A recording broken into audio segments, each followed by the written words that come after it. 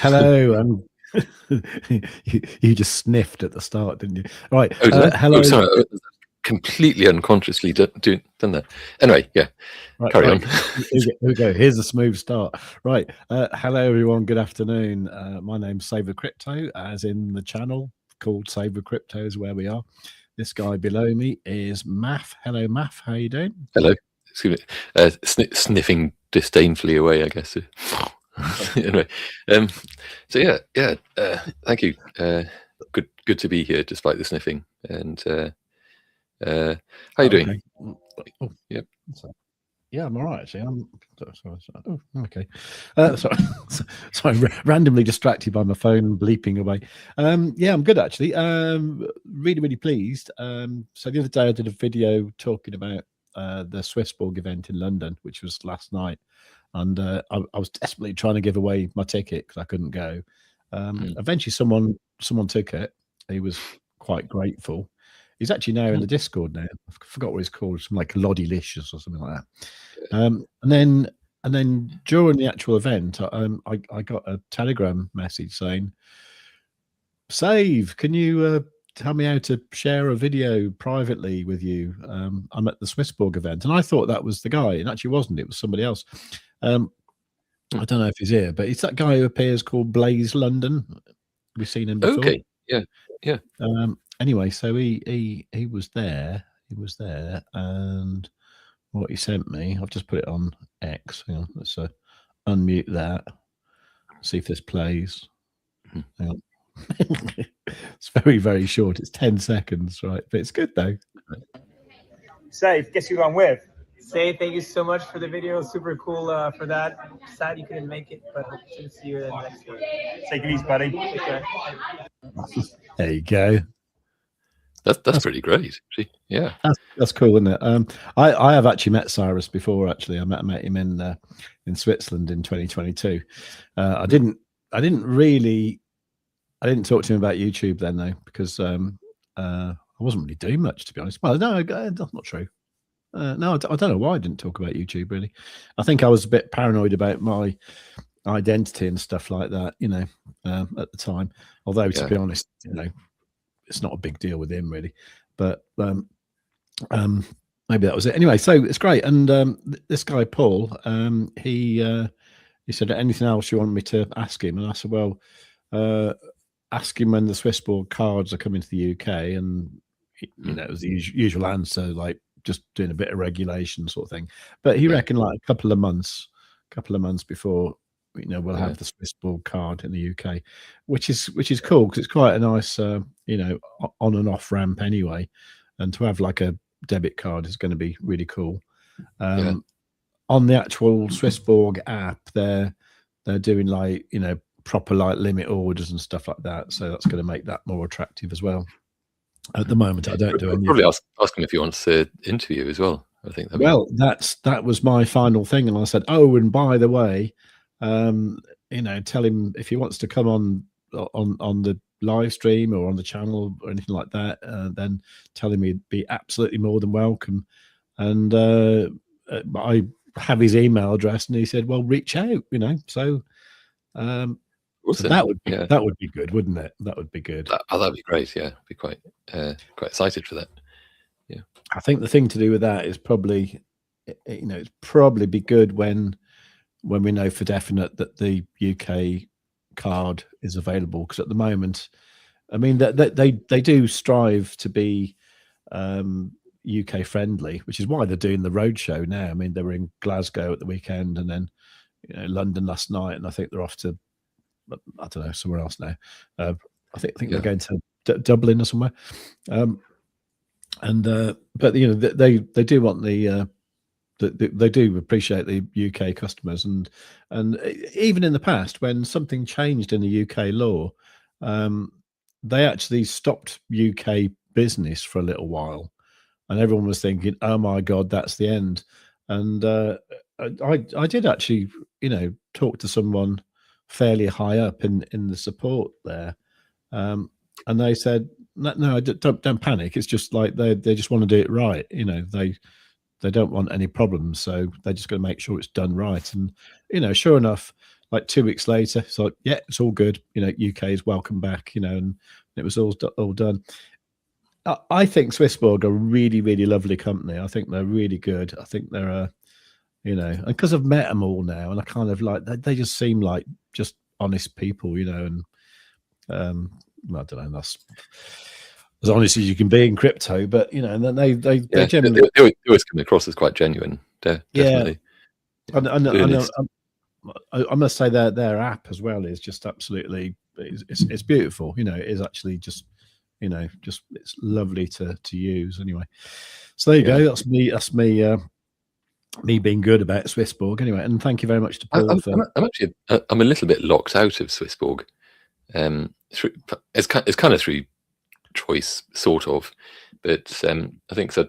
I mentioned this before, but because I kind of you know, set up with Swissborg back in the last bull cycle, or maybe even kind of before that actually. But 4 years ago, have they been around for that? Yeah, they've been around for that. Oh yeah. And so the worth of my account went up beyond whatever threshold it was, where they kind of wanted the next level of KYC, right. But it included like proof of wealth. So and they wanted me to send over like my my bank statements for, because all the different transactions I'd done were getting really complicated, because there were loads of them little buys and sells of individual shit coins and things on there, and moving things around different exchanges. I was just getting started a bit on that sort of thing, and just doing everything in a very complicated way. But they wanted like all my bank statements, card statements, and so on, over the course of several months, so they could kind of rifle through them and just see, okay, where's my wealth coming from? But most of what I put in was because I kind of got lucky with the Bitcoin price at the time, right, and bought in at a fairly low price, and that went up, and then I moved a lot of it over to Swissborg and so on. And I didn't really want to be sending over that much of my own information, my transactions and things. So that kind of stopped it all a bit for me with Swissborg. That is fair enough. I mean, I don't know. I've heard that before, but with me, they've not actually been that nosy. Actually, I don't know why. It might be because they think I still live in France. So I might not. They assume that all people in France are corrupt anyway, so it's fine. well, I think the UK regulations were a bit more harsher than Europe. I don't know, but anyway. Yeah. Anyway, probably better talk about a few things really, because we've got the consumer price index data at 12:30 UTC, which is in 20 minutes time. So that should be quite exciting. Very briefly, I'll just show you what I've been looking at over the last few days with Bitcoin. So I couldn't actually find a chart where I was drawing pictures all over it, but what I did, I was looking at these the monthly chart, and then I was looking for these kind of like, pivot points and stuff in the past, and the one particular that is probably relevant now is this one here from sort of March, April of 2024, which that was going to be a problem. And then above that, I was only really seeing, say, like that one there, up at like 82.4, but this one here, I was thinking that's probably going to be a bit of a problem to get through, sort of thing. So if we go back to like the, I don't know, 1 hour time frame or something like that, you can see that that's exactly what it did, isn't it? It kind of went up there and sort of bashed its head on there and came back down again. And so that's where we are. That's what I'm seeing at the moment. I know in the past few days I've been looking at the 6 hour time frame with our indicator, which is called Quadzilla, which we will talk about in a moment. If you want to know about that, go to savewith.crypto.org/QZ. But anyway, Quadzilla draws in these EMAs, these exponential moving averages. And what I was looking at the other day, was the 4th of March, which was last Wednesday, wasn't it? It was a week ago today. We had this bullish cross here. So this yellow 21 EMA went above the green 55 EMA. The price went up to 74k pretty much, but it drew this bullish retracement level here, so we knew that would come back to there, boing rather, and it came back down. Now round about the weekend sort of thing, it was looking like it was going to go bearish again, so that was like, oh, doom, and then it kind of sort of recovered a little bit, which is where we are now. But it's pretty obvious it's going to come back down here, isn't it? So that is kind of like your 67.688. So that is certainly a level I'm looking at anyway, and that's about the extent of my TA. That's cool. Yeah. Okay. Number go up and number go down. Well, I think that's about what I've got as well. But yeah, I was kind of hoping that we would actually break through this monthly level here and then get as far as that one there, but that's seeming a bit unlikely at the moment, I would say. Having said that, even on like higher time frames, like say like the 9 hour, it's doing that thing where it's just fanning about a bit, and it's going to go one way or the other, isn't it? I don't know. It's Bitcoin is on a knife edge for a change. It is indeed. Yeah. Expect major volatility. Now, for some reason on this chart here, this BitGet one, it's not actually showing quite what I'm seeing on other charts. But let's just change that to. I quite like the. Which one do I like? I quite like the ByBit one. No, that's not it. What am I looking at? So I'm looking at another chart, and I think it's the Bitunix one, actually. Is that one there? Oh, I don't know.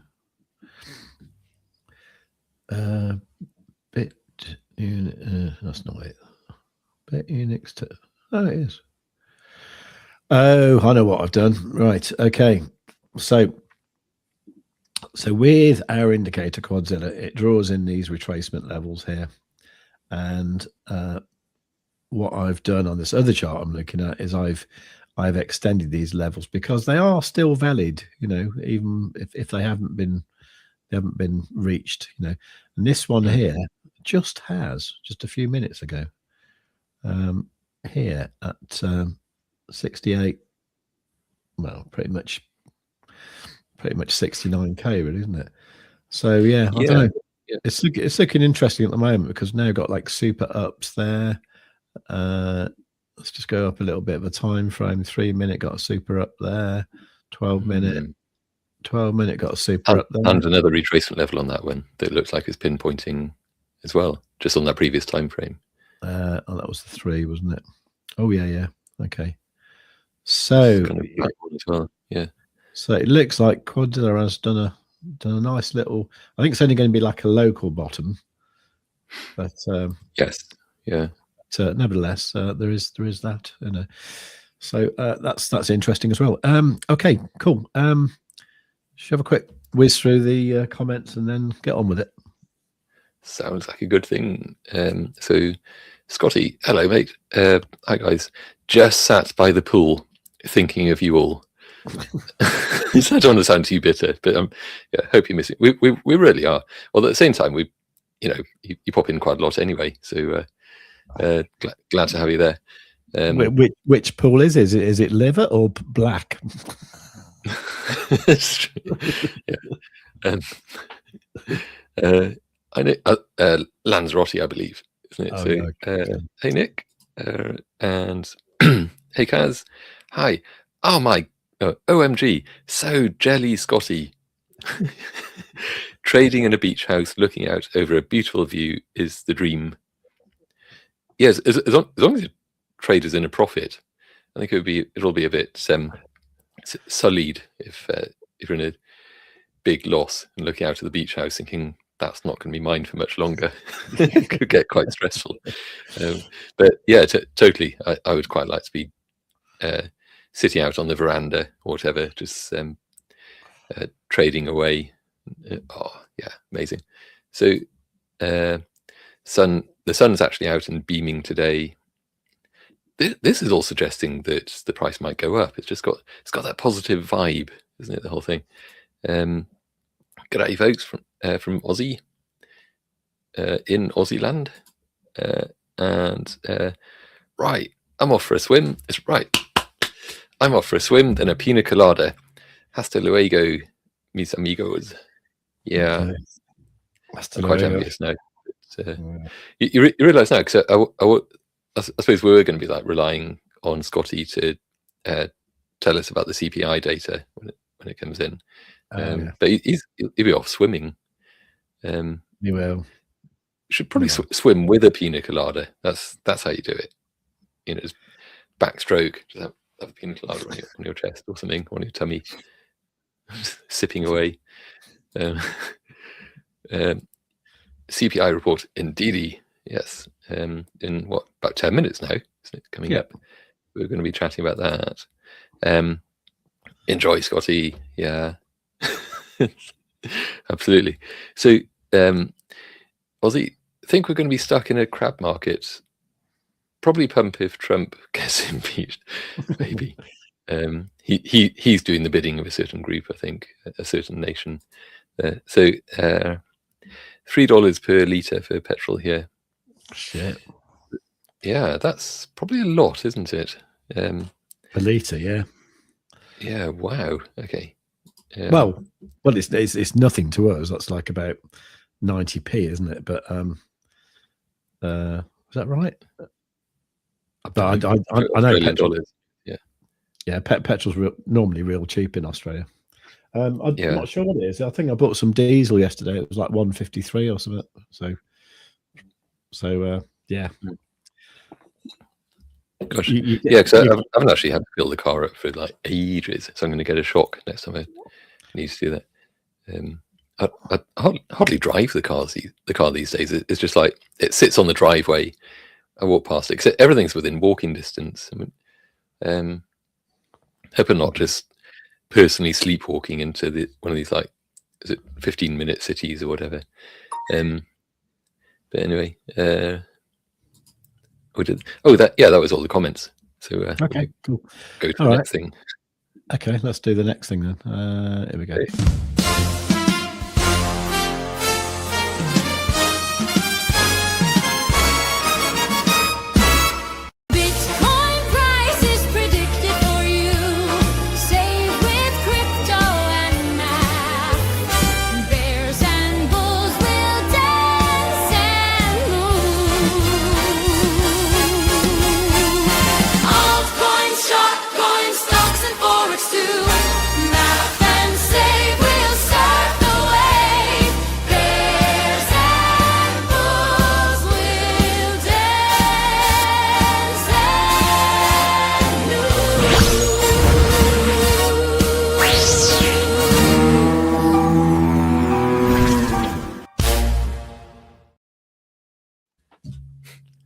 Well, okay.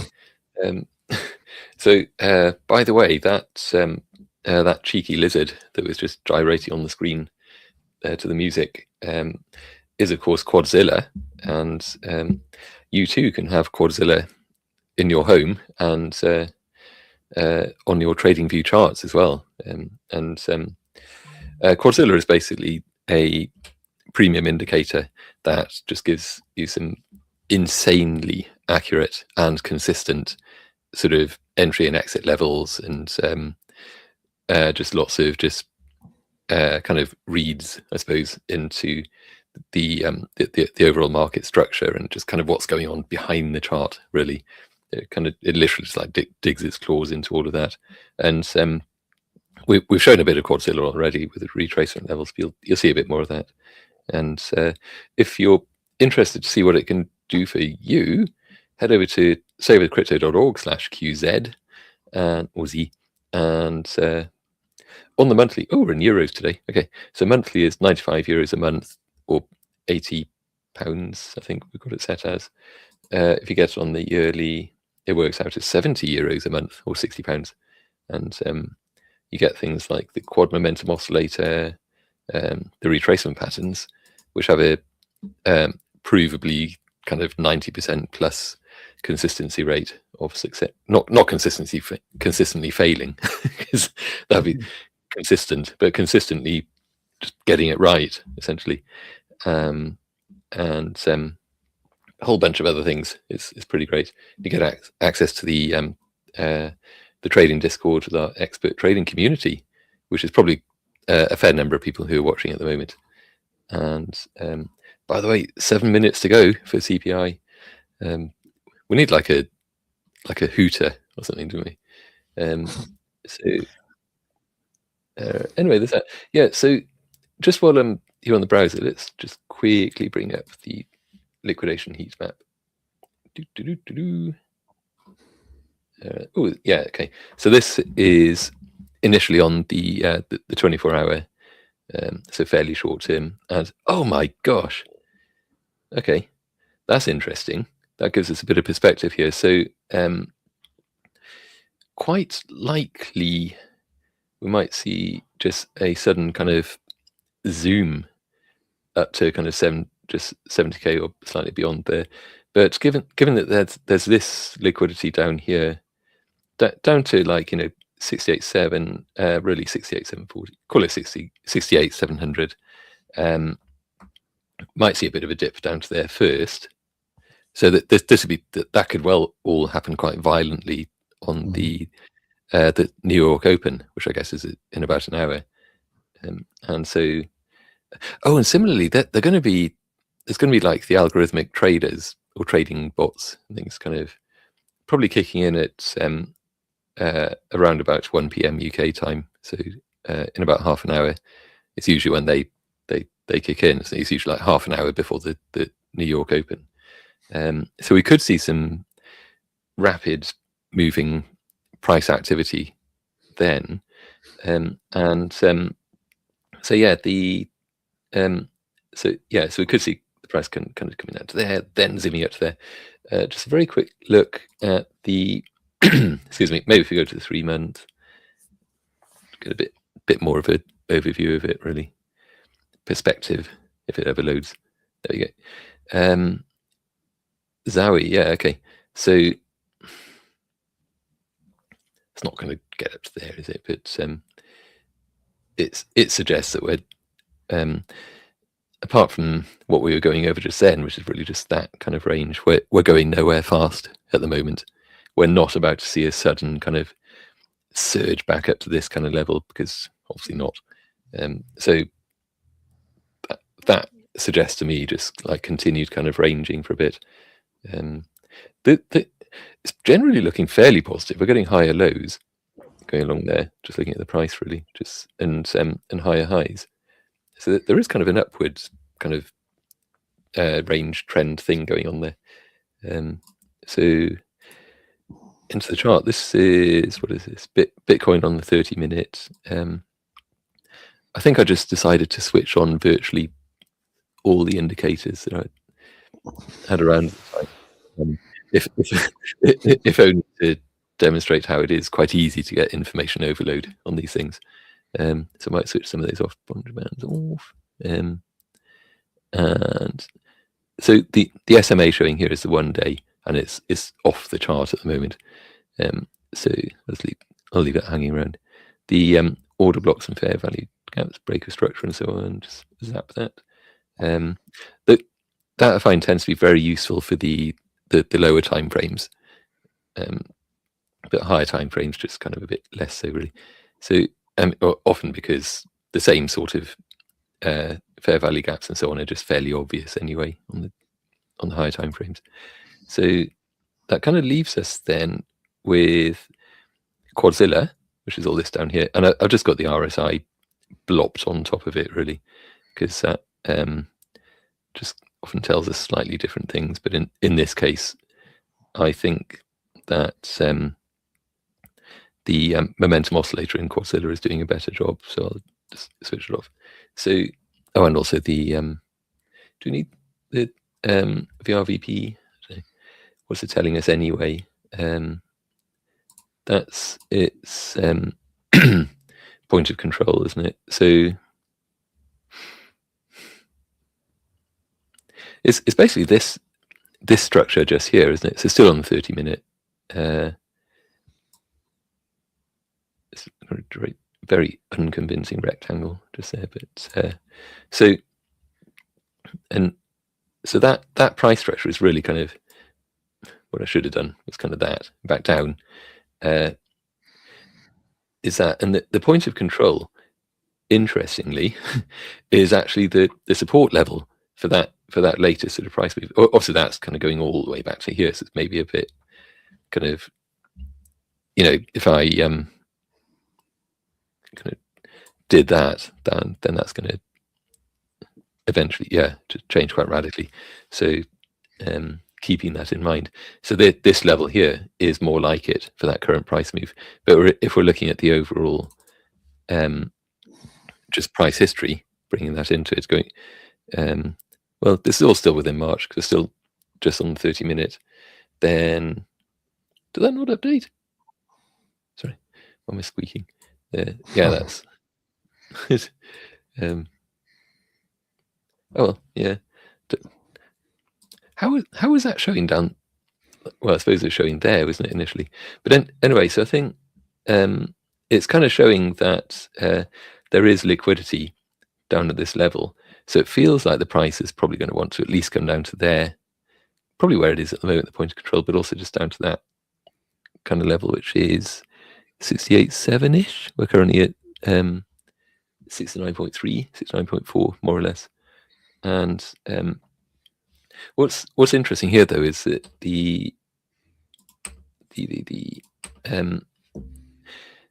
got a green bar showing on Quadzilla on the half hour, and this convergence band, the momentum oscillator, has come all the way down to here, and the white line within that is the kind of weighted average of the four stochastic momentum oscillators that attract within Quadzilla, and so the weighted average is kind of weighted towards the longer running ones, that kind of like the slower reacting ones. So the red one is the fastest reacting of the four, and as you can see, that the red here was just kind of there, but say, as you can see, it's probably teeny tiny on the YouTube thing, or on the X thing. So yeah, it's sorry. I was just going to say, for your information, all the actual CPI figures are all as forecast, as far as I can see. Oh, okay. I think the expected for year on year I've got here is expecting 2.4%. Is that what it's come out as for the year on year? And then month on month is 0.3 expected. The 0.3 is there. The 2. Core CPI year on year is 2.5 expected. 2.5, yeah. 2.4, yeah. It's all exactly as predicted. Yeah. So, and also not, well, there is a bit of movement. So for the CPI for the year on year, the previous was the same 2.4%. So that hasn't budged. The month on month previous was 0.2 versus 0.3 this time, if that's the same as expected. And the year on year core CPI, the previous one was also 2.5%, like as it's come out this time. So generally you kind of want lower inflation data, of course, for to kind of positively impact Bitcoin and and the market in general, really. So yeah, and the fact that it's kind of flatlined is probably okay. This is a bit just, well, business as usual then, except for the month on month, which so that there's a CPI month on month MOM definitely come out as 0.3% on that. Oh, it's disappeared now. I think it was, pretty sure. I'm almost 100% certain. Sure. In which case that's gone up slightly by 0.1%. So, but that was kind of expected in any case. In which case, maybe that's already priced in. So it's a bit. So sorry to the people watching this. That was a bit of a dull result, wasn't it? It's just completely as expected, and here we are. Nothing's changed effectively. So move on. Yeah, exactly. As you were. So yeah, it'd be interesting to see just how the market does react, though, on the New York Open in an hour's time, and of course just how it might react in about half an hour when I guess it's pre-trading, isn't it? The algorithmic bots will suddenly kick in. So we might see a bit of wildness in the market there. So as Ozzy is saying here, crab market CPI. It kind of is, isn't it? It's just and onwards, sideways we go. Oh, by the way, hello, Mr. Delta. Afternoon, Groovers. Yeah. Hello. And here comes a volatility. It'd be nice, wouldn't it? Just something to trade on, to get a bit of scalping in there. Time to walk. Yeah, that was in relation to the $3 per litre, $3 Australian dollars per litre in Australia for petrol. I'm gonna have to have a look. So yeah, I think that's almost free actually. As far as we're concerned. It's true. Yeah, we could do a $3 Australian dollars per litre in the UK. Actually, that'd be nice. Actually, it's £1.60, so it's about. It is a bit pricey, actually. Yeah. Oh, right, yeah. Okay, so back to the chart then, until we see some crazy shit happening, really, when the US market opens. So I was just saying about this red squiggly line, the faster moving of the four, or the fastest moving of the four oscillators, momentum oscillators. You can see it's kind of bouncing around all over the place on these previous half hour candles on here. So the momentum all kind of dropped down into oversold, like tired bear territory, and it's suggesting a bit of a turnabout there. So, and the fact that this is now showing a green bar as well, that very much kind of suggests that. So what it does mean is that if the price then doesn't reflect what the momentum indicator is showing, that then there's very much weakness in the market. So if, like, despite all of this, if the price then just kind of dropped a whole load, then that would be a very, very, very bad sign for in terms of market strength. So you'd expect like a quite a steep drop in that case. But if it follows kind of what we've what this is indicating ought to happen in a sort of, perfect, pristine world where TA is always perfectly respected and so on, then we'd expect upside. So in either case, you could probably find a line in the sand to draw, and then you'd get a really good read of whether. So if it dropped below that line following this, it'd be a big drop. If it if it kind of closes above your line in the sand, then I'd probably expect some element of continuation there. If it straddles the line, that might even be kind of what we're going to end up seeing, to be honest. I think Aussie is probably quite right there.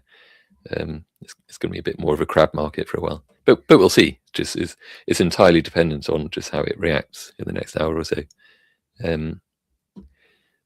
That's the 30 minutes. It's going to nip to the 4 week, the monthly, as it's occasionally known. But just before we do that, let's have a quick look at the US oil, because that was in a way that was the real story for yesterday, isn't it? In terms of we had this, what people were calling the Burj Khalifa kind of price structure, very witty, I must say. So it's wasn't it just like there was a comment from Trump saying, "Oh yeah, things will probably be fine," and that just kind of brought the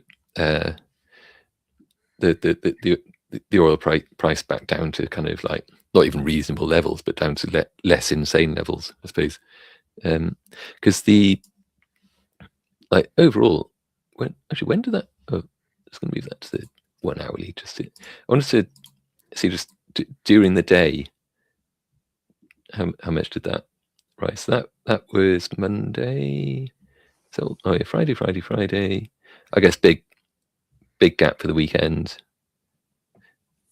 I suppose started trading again Sunday evening UK time. So maybe we count it from that. I'm just going to see how far it went up by 30% since then. So I'll measure that in a second, but just to measure Monday. Oh, okay, lots of hours in Monday. I'll give it that. So down to when it's not Monday there. So it's kind of that wick there, isn't it? It dropped down 32%. Yeah, I saw that tweeted actually, that just in the course of a single trading day, it kind of give or take, the price kind of rose by 30% and then dropped by just over 30%. That is unprecedented. That's never happened in the history of anything. But I suppose really in the history of oil being traded on sort of ever, So there was it saw a 30% rise and a 30% drop in the same trading day, just pretty insane. So since then it's just kind of accumulated sideways in a bit of a sort of, well, what now? I don't know, kind of pattern. And just it's like a waiting game now, isn't it? Just is it going to just head up again? Is it going to head down again? Trouble is this: if the price does keep on heading up, it also is going to be bad for Bitcoin and the market generally, I think stocks and so on, because just oil being pricey kind of makes everything pricey. Yeah. Just 'cause it's so fundamental to everything. So obviously it's just going to push inflation up in effect. And that's not really what we want. So the interest rate will go up, of course. Price of Bitcoin, therefore, will go down. So that'll be a shame. But unfortunately, it rather ties in with this chart. So on the weekly, this is something that we've been tracking. I'm just going to switch off of one or two things in here. Probably keep Quadzilla on, but I'll just switch off the EMAs in there. Quadzilla is awesome, by the way. If you're not trading with it, you ought to be. It gives you a trading edge. And it's actually several indicators in one, but they work so well together. It's one of those things. So yeah, so essentially, this is what we've been tracking on here for some time, probably over a month now, since identifying it. The fact that on the weekly, candle body to candle body, so not counting the wicks, from its high, Bitcoin saw a 30% impulsive move type of drop down to there, which is down to 80. So yeah, so essentially from 123-ish down to kind of what did I say? Yeah, 86-ish. It's 123.5 down to 86.5. Then from there it ranged over the course of a bunch of weeks, couple of months, looks like. And during that time, it's looking fairly positive. It gained 8%. Obviously, it wicked up and down, but just looking at the candle bodies, it like from open to close, it rose by 8%, and then it dropped from like open to close another 30%, and since then it's kind of just looking like it's doing the same thing. It's just ranging again. I mean, obviously it behaved a bit differently just there, but overall it's this pattern is still valid. I really kind of want to see it invalidated. You know, I just want to see Bitcoin head upwards, and at least touch. So that's the daily 200 SMA. At least going to touch that. If it did that from here, I guess that would be still kind of coming down a bit, and that would come up to meet it probably about there, give or take. So that would see a relief rally up to about 90k, 89, 90k, before plummeting back down into the crypto winter and so on, until maybe September, October. So, however, it just seems like it's probably just going to keep on doing this. I mean, well, it's going to keep on doing this until it breaks out one way or the other. But given the current geopolitical market conditions, the way inflation is starting to look, the way that's probably going to play out, and so on, then and also given that we're clearly in a bear market now, have been for a while, and there's just general weakness in the market and so on. So it's generally going to just probably keep doing that. Blop. Whether that bit turns out to be as sudden, as abrupt an impulsive move as that one and that one, given that leveled off a bit, we might see a bit of that here. So if it dropped the full 30%, then like literally just fell off the edge of that range and fell 30%, well, from the top, then that would bring us down to 49.650k, say. And it's also possible though that because that showed signs of that impulsive move is weakening a bit, it was not quite wanting to drop as steeply as that. In which case, if it drops not as far as that, then it could still drop to like within this range, 58ish. So it might bounce off the top of that particular range, be 51 points. It's still quite a long way down, so if that happens, then I think we would very likely see a very strong surge from that point, because it would kind of need something at that point. This price would still be coming down. We'll be seeing that probably just continuing to do that. A strong bounce from there might take it to there, which would be our relief rally finally, would bring it to like 77. The reason I'm following that is because we tend to see that with the 200 daily MA after each bull market so far, after the high of each bull market, entering the next bear market part of the 4-year cycle, invariably so far, the Bitcoin price has always kind of seen a relief rally at some point after and come up and touched the 200 MA daily. So we would kind of, so I mean, obviously it doesn't mean that it has to happen every time. It's just that it's given it has so far, it's probably that, isn't it? So if it's gonna happen, it's gonna happen like this, I would think, unless it was that one. But I think the more this ranges and the more it fails to, the more that the weekly prices fail to close above that 8%, that 70.8ish, 70.7. No, sorry, what am I talking about? There, 70.6. So the more that the price fails to close on the weekly above that 70.6 level, the more likely it is it's just going to do that instead. So that's kind of the scenario that's playing out at the moment. But of course, the moment this is invalidated, this is a truism if ever there was one, I suppose, but tautology even. But the moment this is invalidated, it's invalid. There you go. So yeah, essentially, and it's like with any chart pattern, isn't it? Or any trend. The trend is your friend until suddenly the trend is over and it's no longer your friend. It's now your arch enemy for life. So and you look back at that last trade that closed out in a massive loss or whatever. So you'll be plotting revenge on that trend. So yeah, this is just, yeah, I can see that happening. Where are we off to next? What should we look at next, do you think?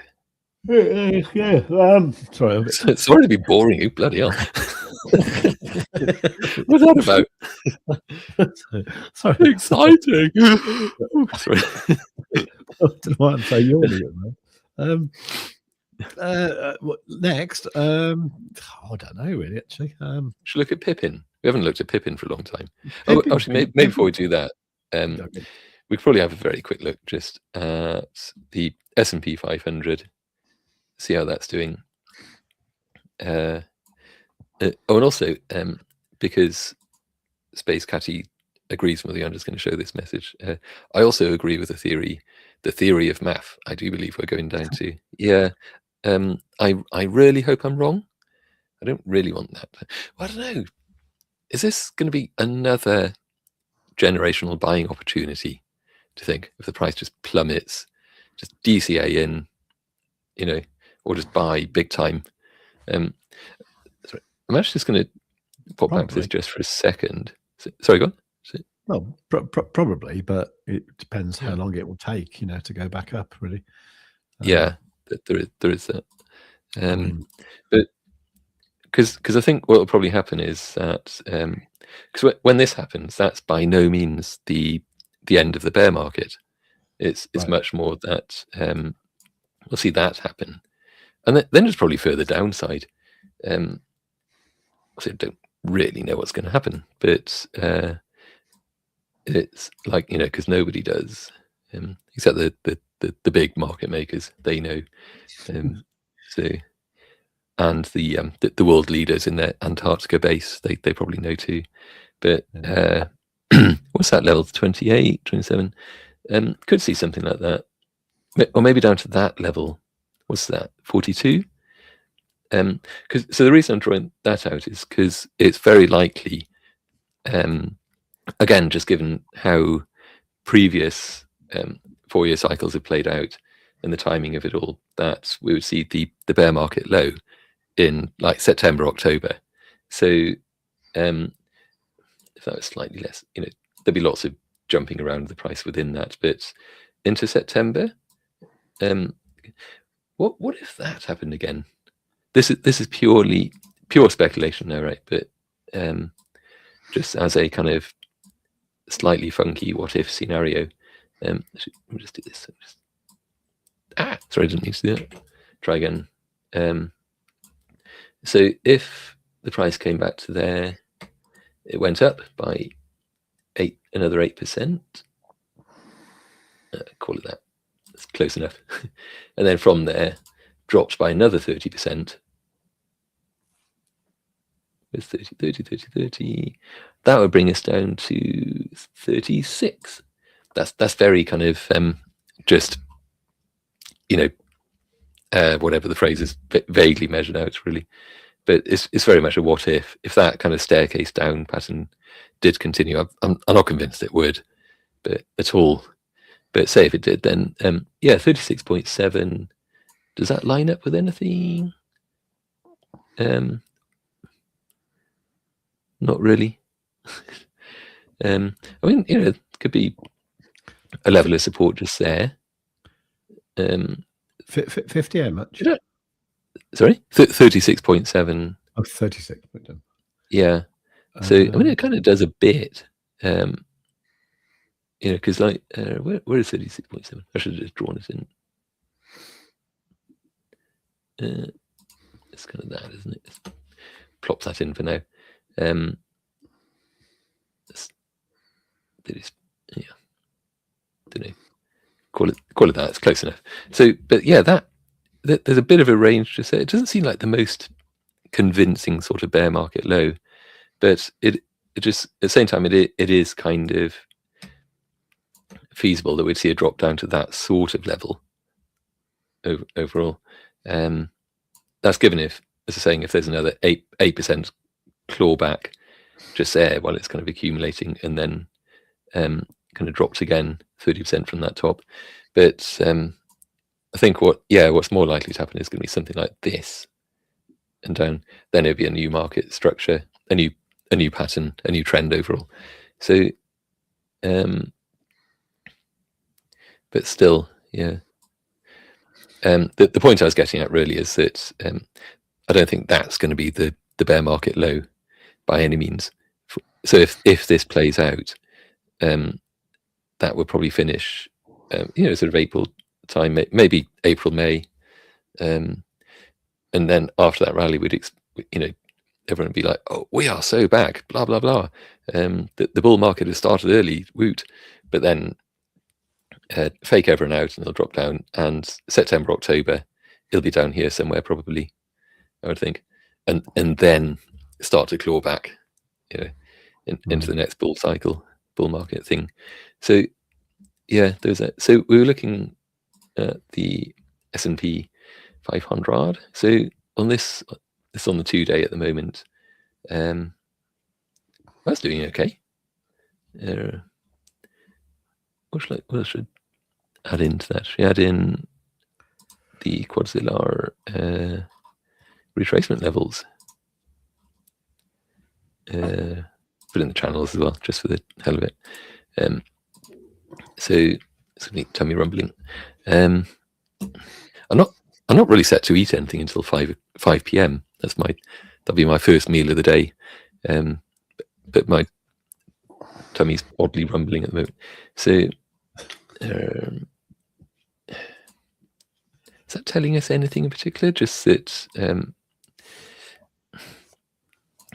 overall, I mean, obviously the stock market has taken a bit of a pummeling in recent days, isn't it? I mean, but there was this kind of steady upward trajectory on the index overall, which it's almost like a sort of, what is it, parabolic? No, not parabolic. What's the kind of thing where like if you throw a stone and it just kind of curves around, and oh wow, me so strong, that's going to kind of go up for like forever, and then it just kind of curves around, loses its momentum, and comes down and reaches that is a parabola, isn't it? Is it? But like a parabolic, if we say like the price is going parabolic, well, a parabolic, a parabola the other way, isn't it? Oh yeah, true. Yeah, so it's going to parabola down. Is what this is going to do. So I mean, a parabola at sort of infinite length has parallel sides. So, the idea being, if you were to throw a stone up to infinity, it would actually, it would come down the same way as it went up, wouldn't it? So, that would be a parabola. Okay. Yeah. So essentially, we would have that discussion on the Maftopia channel on the next live stream. Oh yeah, I quite like it. I quite like a bit of geometry and stuff like that, actually. And quite like catenary. Quite like catenary curves as well. Which is what you get when you have a washing line. It's actually got the weight of the actual thing, and that actually forms a catenary curve, which is something completely different. Which is interesting. Okay. Yeah. Well, yeah. I mean, we could do a maths special, mathematics geometry special on that one. Maths with maff. Yeah. Now you mention it. Maths. and also, say Mr. Save with geometry there. Yeah. Anyway, so so we've had this. It's doing its, I don't know, downward. It had its parabolic thing going up. Its parabolic thing is looking like it's coming down. it would be quite a shame, wouldn't it, if it came all the way down, like just completed that that kind of arc or whatever, just back down to like there. When was that? Oh, April 20. Okay, yeah, this is just on the 2 days, so April last year. Yeah, Wouldn't that just a huge feeling of, oh, we're right back where we started, if it did that. And you know, why did the stock market even bother? You know, but there are slightly ominous retracement levels that Quadzilla is drawn in, like a lot further down, and they're the sort of things that we see on a lot of charts, like when the price is on the ascendancy, and we look at those and think like, why is Quadzilla being so negative? We're never going to see those prices again, and then the price does come back down and reach them, because these chart out kind of just divergence between the price trends up here and the momentum down here, but they do it in a very key sort of way that it's weird. It kind of peers behind the market data in a way that's quite difficult to explain, but it's at the risk of making it sound mystical. But they have an uncanny habit of coming true, probably involving chicken bones or something, I don't know. So anyway, in the meantime, that I guess last time, or maybe the time before that, kind of mapped out these levels that was another retracement level there. So yeah, that the price could hop down, like ladder down to on each one. But this is going to be so dependent on just the overall kind of geopolitical market conditions, blah blah, all of that stuff, really. In the meantime, well, I was going to say it had found a level of support just there, but it hasn't really. Exactly where the price is at the moment, there's there is what was support just there, because price just like kind of tested it there, and again, smashed down again, and then kind of broke down through it, and now it's coming back trying to get back above that level. If it fails, we'll probably see a drop down to here, which would be whatever that number, the magic SPX number. Yeah, so that's that. Gold, let's have a quick look. What's gold doing on the daily? That is doing an upward trend thing still. It kind of obviously hit its top, wicked up quite nicely, but that rejection was so violent that, because that the steep upward trend if there was so violent to the upside that it seemed very much like a blow off top, didn't it? So like fully expected some kind of violent rejection and the price got down. The rejection was so violent that we kind of expected maybe just the other way around, just a violent rejection to the upside. It kind of happened a bit, but then it's now a more reasonable progressing kind of upward trend. So yeah, and but it did come back up and retested that level there, which was resistance there and resistance again. So it's a similar sort of thing. It might work its way up. So third time's a charm for gold to break above that that level. Just whatever that yeah, $5,420 per ounce, I guess. So if it does that, then you'd kind of hope that this level will then become resistance. If that, isn't it? So this time it breaks through, then bounces along that a bit, and then takes off, something like that. Is gold still the just the safe haven in times of troubles? I suppose it still is. It always has been, isn't it? But yes, yeah. So it depends how troubled the world is going to get this year. Probably quite troubled, at least on the scale of trouble. So yeah, I mean it's not good actually, because apparently a lot of countries, like particularly in Europe, have got like less than 100 days worth of oil left before they run out. You know, I mean, that's not good. And you know, it's things like just shows comment from Aussie. You know, apparently insurance companies are not offering any insurance to ships that need to go through Hormuz, and it's those ship policies to have insurance before passing through. I believe all ships need that insurance to pass through there anyway. So, I mean, while this is going on, it's really like quite. It's a bit disruptive, you naughty Iranians, you know. Yeah, how dare they not just lie down and and take the punishment being meted out upon them from on high or whatever. Do you realise how inconvenient this is? No. It's awful, isn't it? But yeah, just all of it is bloody awful, to be honest. And you know, you can see old Trump losing his rag. You know, sort of like, I mean, I had defeated already. I heard some stuff this morning that he's threatening. It's kind of like, it's a bit heavy, to be honest. Actually, you know, it's it's not. He's in war mode, isn't he? I mean, yeah. I think there's a lot of very disaffected voters in the US, to be honest, because he was very much positioning himself as the president of peace, and then just goes and starts a bunch of wars and things. Like, you know, I shall achieve peace in the Middle East, blah, blah, blah. Not start a war in the Middle East. Yeah, I mean, sometimes you do need to have a war to get peace, though, don't you? You know, I mean, it's true. Yeah, very much. But actually, let's not go probably too into that. It's a bit off, slightly off topic, but it is one of those things. It's anyway, so, all I'm saying is things are actually probably are actually, things aren't good at the moment, you know. Yeah, for sure. Yeah.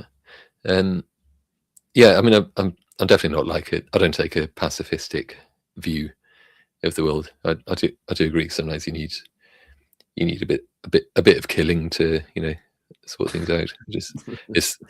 It's the grim way of the world, isn't it? But yeah, so so talk about oil availability and things. I did briefly look into excuse me, sorry, just how feasible it would be for the UK to open up the North Sea oil beds again and become a kind of, I don't know, imperialistic world power again, and be oil rich and just save the economy and save the world with kind of barrels upon barrels of, well, millions upon millions of barrels of oil or whatever. It's unlikely, though. Even if they had the political will to do that. But so essentially, so is that just there is actually still. Sorry, go on. Is that just lack of? I mean, is it a scale thing? There's just not enough there. It's basically it's more just that I think it would take too long to reinstate everything and get things rolling. But aside from that, it's purely the political will to do it.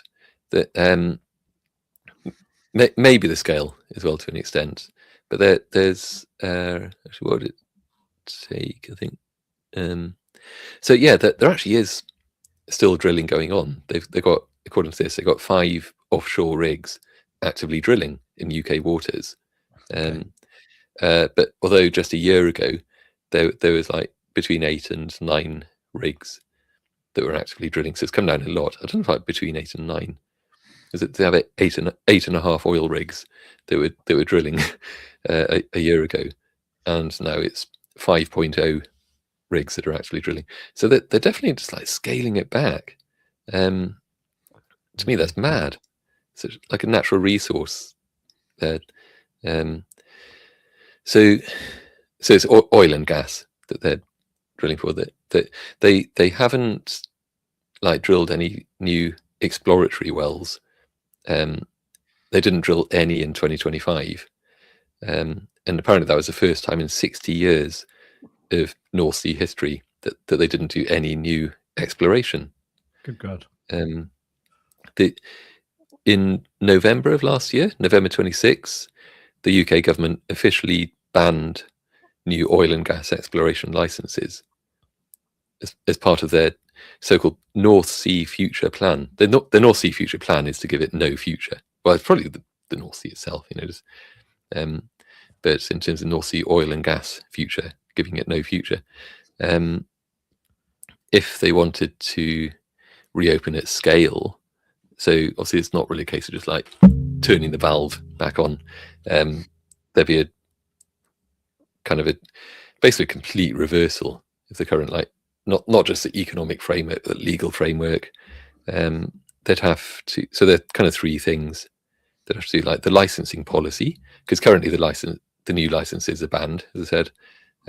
So the government have to lift the ban and start like issuing annual licensing rounds again.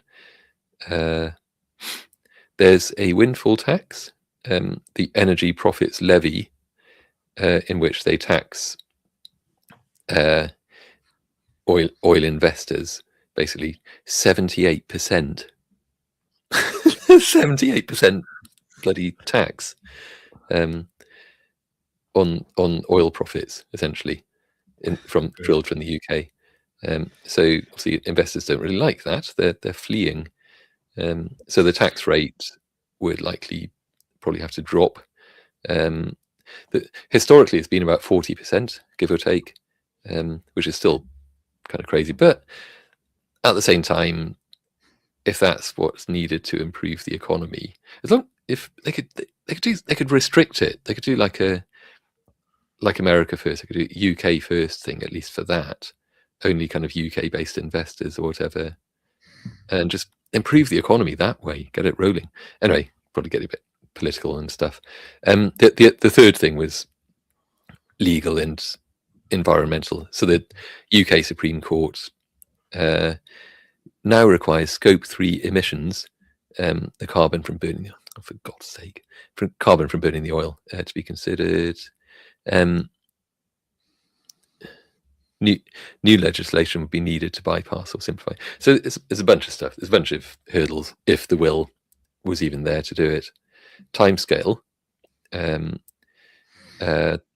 could get a quick bump within 0 to 12 months. They're not going to get much of a turnaround in that. Medium term, 3 to 5 years. Though the Rosebank and Jackdaw oil fields, and then like longer term, be 7 to 10 plus years. But the trouble is, in the UK at least, most of the easily accessible oil fields have been just mined, drilled, so extracted and so on. So they're now getting to the more kind of hard to reach oil fields and under the sea. So just it need heaps and heaps of investment, a big kind of rock steady commitment from the government that they're not just going to shut it down again after all that investment goes in. But compared to Norway, because Norway drilling in the North Sea in their territory, Norway created a sovereign wealth fund that's now total $2 trillion. So Norway has a sovereign wealth fund of $2 trillion, and they kind of just built that up from their North Sea oil profits. That the UK didn't. Obviously, they kind of they frittered away the profits a bit. I'm not even like looking at this from the point of view of, oh, is this left, is this right, or whatever, and all that crap. It's just successive governments just kind of did that. Probably could point the finger at one or the other. I don't care. But there's that. So yeah. Anyway, I'm a bit depressed after that now. So the answer is no, to my own question, really. That it would just be not practical at all for the UK to suddenly leap to the rescue of the world's energy problem, and because of the position that that we put ourselves in, essentially. So, which is a shame. A bit of mismanagement there, I'd say. Let's say over successive regimes or whatever as well. So yeah, cool. That's it, really. Just end that in a like depressed silence. Well, can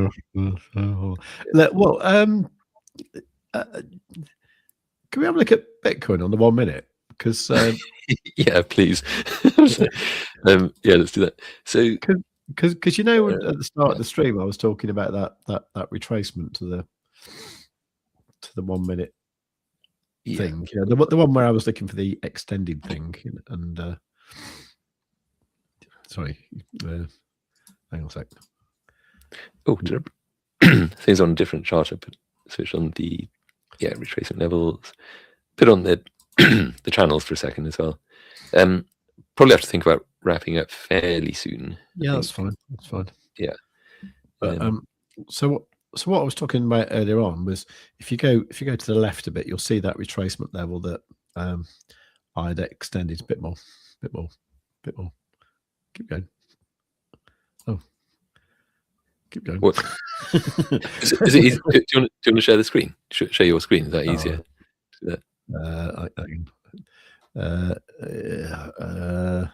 Or you could just sort of tell me where it is on here. I guess we could have a look. Oh no, it's all right. No, it's all right. I can do this one. It's all right. Sure. It actually came back from March, the 10th of March on the 1 minute. Okay, so we'll squish it a bit. Maybe do it that way. 10th, 11th. Where's that? What time is that? 03. Oh, nearly there. 10th of March. So that's 10th of March. We're looking at. Go down a bit. You know, have a look underneath. Just push the chart up a little bit. Oh, okay. Do that way. Squish. Why have you? It's very squished. Why have you not got it? Let me change the settings a bit. So, should I switch off the channels for now? Okay, yeah. So maybe make that 800. So make the step 2 lines of the retracement levels draw for a lot more bars. Let's increase step 3 as well. Let's see. Anything? No. Different chart. I mean, this is on the index. Okay. Are you on ByBit or something? Yeah. Let's do that. I'm on. Let's get the right. I've now added yours. Yep. Oh, have you? Okay. Right. Okay. Yeah. Okay. Right. So it was this one here, coming from the 10th of March. So let me just draw in a little ray thing there. So let's make that go green. Okay. So this was the start of the stream, and what we'd seen was this, the price of Bitcoin down there. What we'd seen was the price of Bitcoin come down here, okay, and reach this retracement level that had actually been still valid right back from here. So the price of Bitcoin came down there. At that point, we got all sorts of things down here, but one of the things here is this like green arrow, which is the super up signal, which is normally a very strong sign that the price is going to go back up. This is only the 1 minute though, so that was looking pretty good on the 1 minute. And on the 3 minute, we were looking at actually this level here, okay, which was pretty much bang on exactly where it went to. Okay, so what we're saying there is, like, this level started drawing here back on March the it was only yesterday, wasn't it? Okay, March the 10th, and there's 3 steps to this, if you like. So the first one is going from here up to the top, wherever that is. Run out of room, but up there somewhere. Then the second one is where it comes down to close that, and the price went there, and because that's a bullish retracement, I mean, sometimes it goes under, but this time it didn't. and then we know pretty much after that it's going to go back up. Yeah. Which is pretty much exactly what it's done. So, you know, That's mad. Yeah. That's good. And what was I looking at? I was looking at the 12-minute as well, wasn't I think? Yeah. I was looking at the 12-minute where we also had this super up signal there. You're right, you fell off your chair. No, I just suddenly realised I couldn't breathe, and it's because the door's closed and the window is closed in a tiny room at the top of a townhouse. So now I can breathe again. Yay! Okay, right. Good news, everyone. So here on the 12-minute, I mean, quite often I look at the 1, 3, and 12-minute time frames if I'm looking for like little moves, you know, not well little moves, but like intraday moves, if you like, you know. So, you know, from here, that was looking pretty likely to me, you know, when we were talking about that start of the stream. And there you go, boom, we're going up like nearly $1,000. Good, isn't it? Nice. Yeah, wow. Okay. So it kind of told of that being about to happen, and then it happened. So it did, essentially. So I was slightly distracted because I did sort of trade it quite badly, but that's all right. $50 in profit. That's all right. Okay. Yeah. Well, profit is a profit. Yeah. Well, it's gonna move my stop loss a bit. There you go. Right. Okay. Right. So it's only a few minutes from open, so I think I'm going to go away and look after this trade and see what can be done with it. Obviously, now what we're looking forward now. I mean, I do a lot of stuff on the 1 minute. I really do. I don't know if it's a good idea or not, but generally seems to be. But you know, you can see as it's going up, you know, well, you know, sometimes you see it like struggle a little bit when it gets that bearish retracement there. This one here, it'll probably might reject from. Starting to get a little bit oversold down here, so that might be a good time to sort of close my trade and then you know, see if we get a dump back down. But yeah, that's a pretty good example of Quadzilla. You know, how you can make some money. And that to be honest, I was using some of the other computers I can't show you, but that's actually just a margin of $437, 10x leverage, and that's currently $63 in profit. There you go. That's Quadzilla for a month, isn't it? That's absolutely that's the mad thing about it, isn't it? Just it really does pay for itself just very quickly. There's a great comment in the Discord. I think it's either today or yesterday. I can't remember now.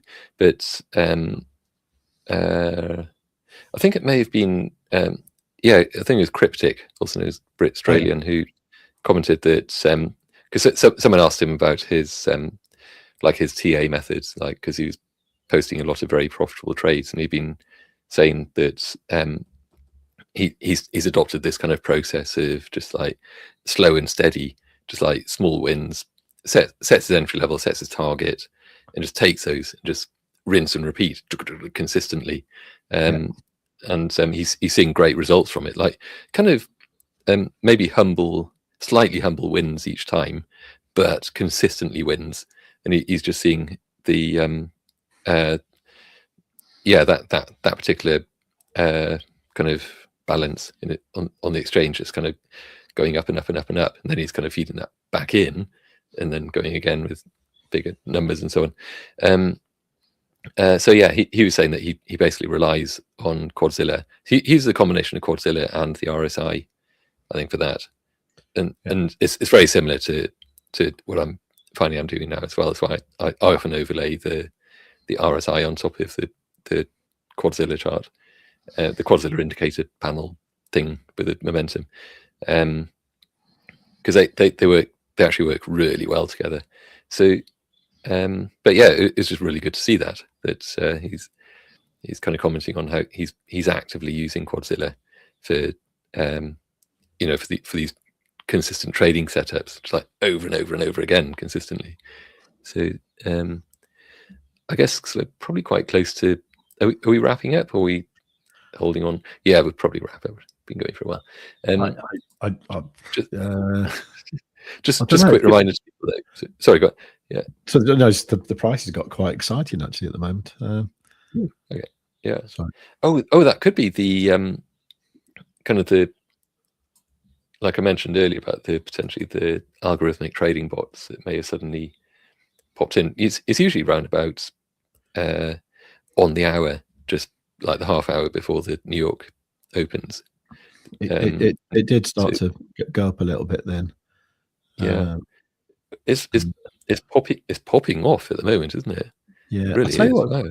I tell you what's always good as well. I mean, I know I just bang on about these EMAs all the time, but when you see a cross on the yellow and green EMAs on the 5 minute, you always get a nice pump, almost invariably, sort of. Yeah, for So sure. I quite often look at the 1 minute and the 3 minute and then the 5 minute, and that normally pumps up a nice little bit. So it's always worth it. I just want to say very quickly, just before we move on. So we've got a lot of people watching at the moment. So the vast majority are on X. Got a few on YouTube as well, but there's a huge number on X. It's just like welcome and hello to everyone there. And so whichever platform you're watching on, please do like and subscribe, follow on X, I suppose. I don't mean I suppose follow. Please do follow. That'd be pretty awesome. And also, we are doing another live stream tomorrow, or you are, aren't you, Save? So you're doing another 12 p.m. live stream tomorrow. Oh yeah. You broke off on Thursdays now, don't you? Yeah, essentially. But we'll be, but both of us will be sort of live streaming on tomorrow as well on the Maftopia channel at 4:30 p.m. UK time, and that's going to be kind of a if anyone here likes Philip K. Dick, like Blade Runner and obviously all his novels and so on, Valis, etc. So a good portion of that live stream, because it's usually like a science and technology live stream, that one, yeah, Maftopia, and because there's actually a Philip K. Dick film festival going on this week in New York, where they're actually showing films that not so much based on his stories, because there's already a whole bunch of those, but these are films, recent films that are inspired by his works and the themes that he tends to go over. Things like the state of consciousness, like a lot of drug abuse, to be honest, like altered conscious states, and the nature of reality, paranoia, and so on. Stuff that's probably a little bit increasingly relevant to the state of the world at the moment. And so there'll be a bunch of that in tomorrow's live stream at 4:30 UK time on Maftopia. So do join us for that. And just to reiterate, please do like and comment.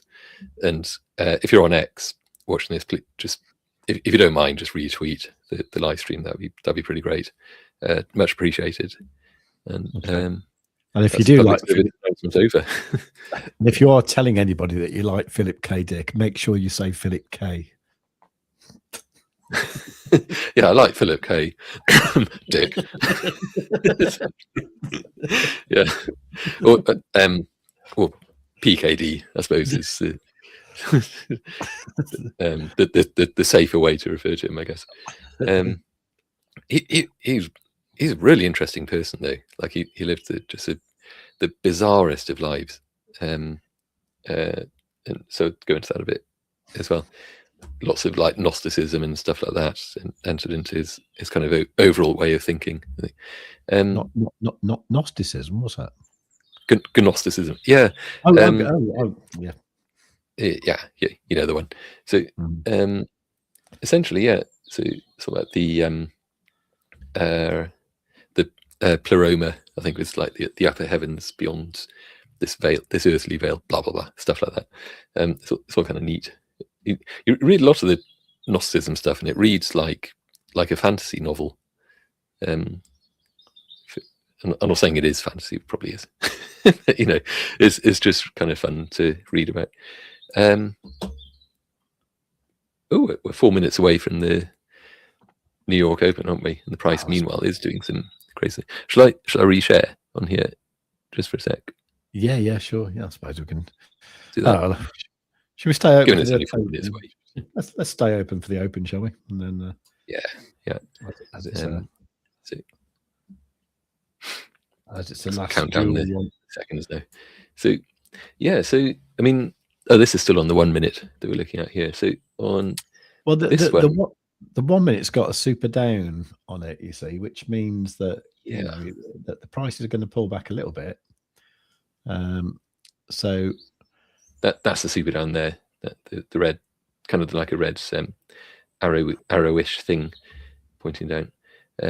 Also, just say the price was dabbling just then with the 9 EMA, which is that cyan, and that's usually quite telling. Like it's trying to break down through it, but not really wanting to. Because if it stays above the 9 EMA, which I've got a feeling it's off it goes, it's coming down. That tied in with the super down, I think. It's just in that. There's also this step 3 of that bearish retracement level there. Oh no, it's coming back. It's bounced away. Might take a few attempts.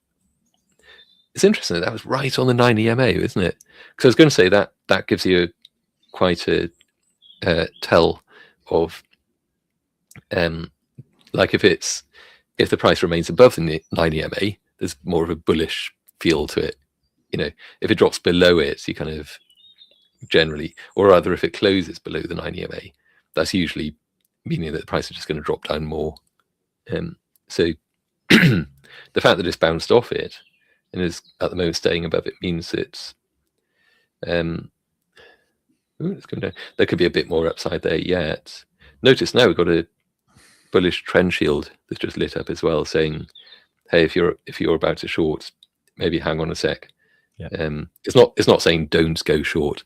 It's another market read, essentially saying, there's potentially a bit of upside or ranging here before it drops. So in 1 minute. Less than 1 minute now. I think we'll probably get a fairly violent reaction one way or another. What do you reckon? Oh, we should have done a poll. We really should have done a poll. But do you think it'll like head down first strongly and then up, or head up strongly and then down? It's looking up to me. Looking up to me at the moment. But that's the thing. If it's doing that, then bang on the bell for the open. It's going to do the opposite, isn't it? First, right. I reckon it's going to plummet down. It might even come down to here. It might wick down to here and then head up. Because if we, it's actually changed. No, I was wrong. You're right. It's violently heading up at the moment. Not really violently. It's not really violent, is it? Plodding up. I am chasing it with my stop loss just in case. Sure. So you're still well in profit, aren't you, on that? Yeah, 93 bucks so far. Oh, there you go, 101. Okay, right. I might pop off and look after this. Sure. That's right. All right, everyone. Right. Okay. So we'll be back tomorrow. Well, I'll be back tomorrow at lunchtime, 12 o'clock UTC, and then I'll be on Mafftopia with Maff later on at 4:30 p.m. UTC.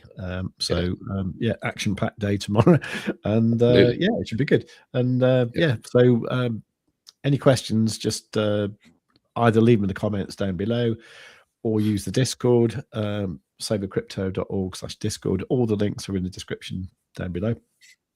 Discord is free to join. Many thanks again to Blaze London. I did actually spot that you were here. We did actually talk. Oh, hang on. Sorry. Hang on. Sorry, Blaze London there. Sorry about that, Maff. Sorry, you had that one then. That's right. That's right. Blaze London. We did talk about earlier on. Thanks again for doing the thing with Cyrus last night from Swissborg. I did do a tweet about it, and I just noticed that Alex Faisal, Cyrus's brother, just liked it, so and left a sort of comment on that as well. So that's really good, and my trade's in profit. I'm really happy. That's great. It's strongly heading back up now, isn't it? Wow, brilliant. Okay, that's great. That's nice. Just trade with crypto today, isn't it? Wow. Yeah. I should I should try and do stuff live, shouldn't I? But don't know. But isn't that what your other channel's meant to be about? Doing the yes, SWC trades. That's exactly what it's all about. But to be honest, the problem with that is there's so much like sitting around doing nothing for like hours. You know, yeah, which is what trading's all about, isn't it? Doing nothing for hours. it's true. Yeah, there is a fair amount of that. So I know the price is looking pretty exciting there for a moment. We're just gonna have a look on the 12-hour here. See what we could. Yeah, okay. That's according to that's heading. It's already smashed it through that pretty high liquidity just there. There's a lot more to gobble up. The price is just going to go where the money is, literally. It's going to force close a lot of positions on the way up there. A little bit to be scooped up there, 6.9, but it does seem more likely to be heading up down first rather than up. Just what is that? Yeah, this is exactly what it's doing. So there, yeah. So just before we go, then, get Quadzilla. We featured Quadzilla a lot on today's live stream, and hopefully you've seen just exactly just how amazingly well it can just level up anybody's trading strategy, and it gives you consistently good, accurate trade entry levels and exit levels and so on, and just a lot of data in an easily digestible form that you just don't see in other indicators or other platforms and so on. So go check that out. It's savewith.crypto.org/QZ. And I know you showed this earlier. Just gonna, if I can find it. Oh God, I haven't even got. Oh, there it is. Yeah. Panic over. So check out maftopia.com, which is basically just a landing page for different platforms and things. Over on Maftopia, on YouTube, and on X. I haven't really added anything on Medium about Maftopia, but there are tutorials on Medium at that address that are about trading in general and also about Quadzilla, and a bit randomly a bunch of like software development stuff as well, because that's my day job. So I think we're probably done. Okay, brilliant. Right, thanks as ever for coming along and sharing your wisdom. Thank you for everybody who came along, and especially those who commented. Thank you again, Blaze London, for dropping a word in with Cyrus last night. That was fantastic. Awesome. I'm going to make a video just about that, I think. Yeah, it's free. Milk it. Yeah. Milk a 10-second video into a 9-minute video, whatever. Have it in slow motion. Anyway, but no, I'm really chuffed about that. Anyway, it's great because it's just really good for someone from our community to sort of go somewhere and put a good word in for us. It's brilliant. Yeah, love it. Okay, right. So bye everyone. Trade safe. See you tomorrow. Just have fun. All right. Take care. So goodbye from me. Yeah, and likewise from him. Okay.